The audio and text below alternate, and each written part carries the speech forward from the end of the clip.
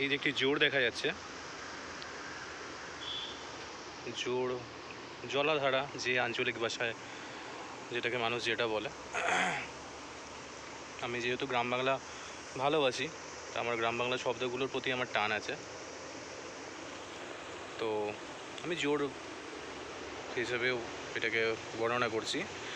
এর সাথে স্মৃতিটা হলো যে ছোটোবেলায় এই কিছুক্ষণ আগেই যে চন্দ্রচূড় মন্দিরে এসেছিলাম, সেই মন্দিরে আমি একসময় আমি আর বাবা হেঁটে হেঁটে আসতাম, প্রচুর হাঁটতাম, অনেক আশেপাশের লোকজনও সেটা জানে।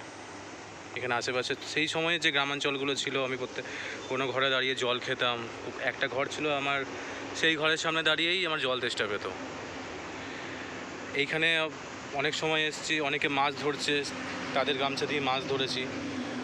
তো আজকের দিনটা হচ্ছে একটু আমি নিজেকে দিচ্ছি, কেউ না, আজকে সংসার নয়, ঘর নয়, কেউ না, প্রিয় মানুষজন কেউ নেই, আমি আছি, আমার পক্ষীরাজ আছে।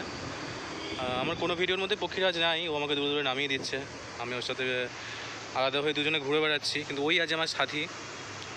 তো এখানে মাছ ধরেছে, এখানে এটা হচ্ছে শ্মশান, এটা এর থেকে পবিত্র জায়গা নাই, এর থেকে সত্যিই পবিত্র জায়গা নেই, যেখানে আমাদের দেহ পঞ্চতত্ত্বে বিলীন হয়। সেমনি খুব রানিং শ্মশান নয়, এই আশেপাশে এটা হচ্ছে মরিচকোটা গ্রামের শ্মশান। এখন সবাই নদীর ধারে নিয়ে চলে যায়, কিছু খুব বর্ষাকাল বলে সেমনি কিছু আরও বোঝা যাচ্ছে না। অনেক স্মৃতি আছে, অনেক স্মৃতি বিজড়িত এই জায়গাটা আমার। এই যে এই দিক দিয়ে আমরা মন্দির যাই, এটা হচ্ছে মন্দিরের পেছন দিকটা, একটা সাইড।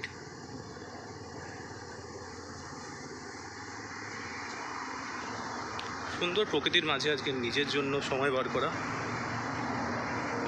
নিজের একঘেয়েমি জীবন থেকে একটু ফ্রিডম, এটাই, সাথে কিছু স্মৃতি একসাথে করে রাখা গাছপালার মাঝে।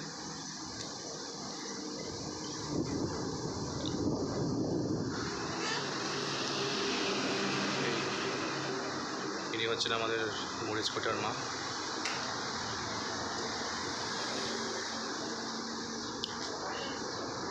ঠিক বাইপাসের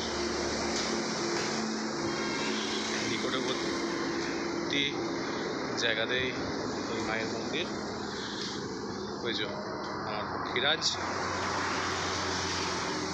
তাই। ঠিক আছে, আজকের দিনটা আপাতত এখানেই শেষ করা যাক তাহলে।